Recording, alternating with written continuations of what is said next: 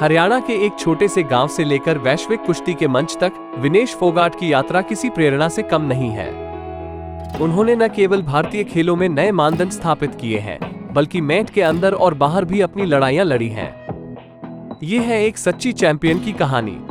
25 अगस्त 1994 को हरियाणा के चरखी दादरी में जन्मी विनेश फोगाट का परिवार कुश्ती से गहरा जुड़ा हुआ है।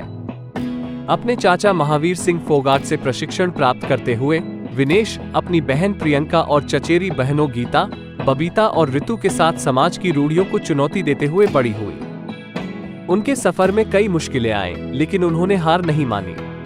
विनेश की प्रतिभा जल्द ही सबके सामने आने लगी। 2013 में उन्होंने एशियाई कुश्ती चैंपियनशिप में अपना पहला इंटरनेशनल मेडल जीता। उनकी पहली बड़ी जीत 2014 के कॉमनवेल्थ गेम्स में आई, जहां उन्होंने 48 किलोग्राम वर्ग में स्वर्ण पदक जीता। इसके बाद उन्होंने 2014 के एशियाई खेलों में कांस्य और 2015 के एशियाई चैंपियनशिप में रजत पदक जीता।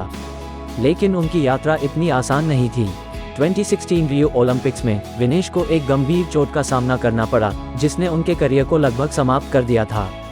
लेकिन उनकी दृढ़ता ने उन्हें पहले से भी मजबूत बना दिया।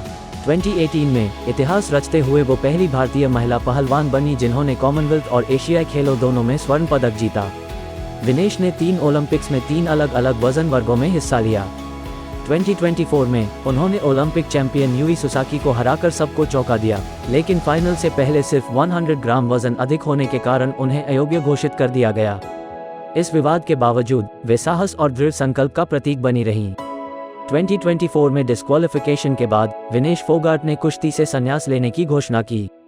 उनके करियर में पदकों से बढ़कर उनके साहस की कहानी है, जो आने वाली पीढ़ियों को प्रेरणा देती रहेगी।